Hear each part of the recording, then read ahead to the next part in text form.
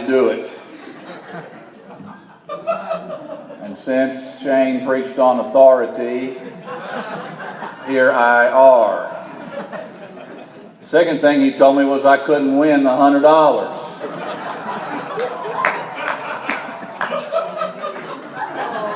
Just wanted you to let you know why I'm up here tonight.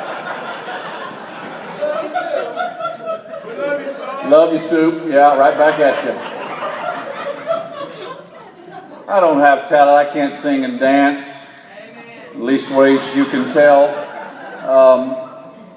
But growing up in rural Indiana on Saturday nights, we always watched Hee Haw. Anybody watch Hee Haw out there? Yeah, you should have been praying, but you was watching Hee Haw. I was lost. And one of my favorite times was when old Archie Campbell got somebody in the barber chair. So anybody need a haircut tonight? Phil, you could use a little work right there, buddy. Come on in.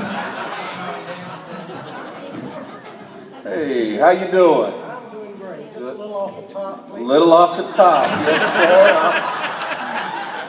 I will take care of you there. Family doing okay? Wife okay? I saw it. Yeah. What about the boy? How's the boy doing? He ain't doing so good. Can't get him to go to sleep. No kidding. Can't get him to go to sleep. Have you told him them bedtime stories? I told him a few, but that don't put him to sleep. Well, Phil, what the deal is these kids today, you got to tell them stories a little bit different.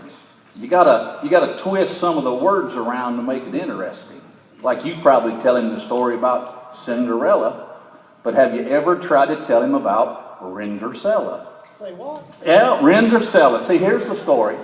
Once upon a time in a corn country, there lived a girl named Rindercella. Now, Rindercella, she lived with her muggly other and her two sugly isters. Oh, they was sad bisters. They made Rindercella do all the work, you see. Well, in this corn country, there was a Princem Hens. And this Princem Hens decided he was going to throw a fancy fall. Yeah, a fancy fall, big shindig. And what he was hoping was he would meet a beautiful girl and lull in love. So, Rindercella, she didn't get to go, but her muggly other and her two sugly isters, they got themselves all ready.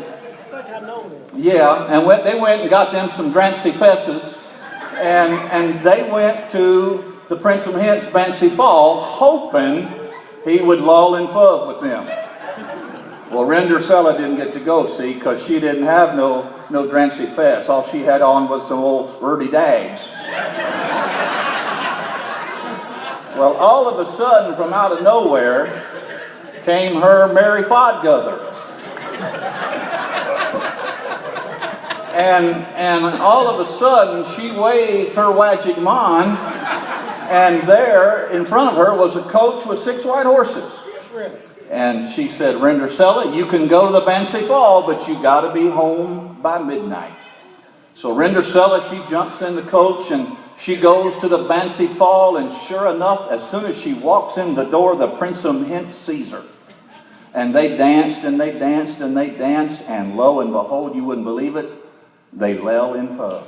Yeah, they lell in love.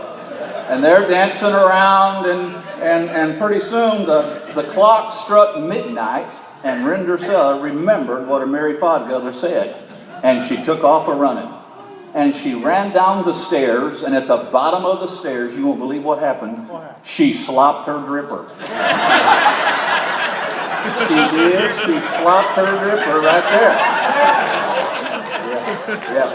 Well, the Princem Hens, he was all tore up, because he was looking for the girl that had slopped her dripper.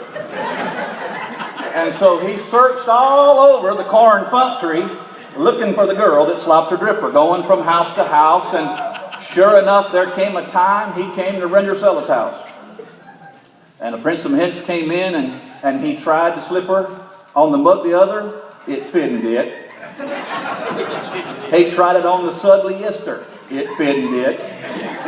He tried it on the other sugly ister, and it fitted it.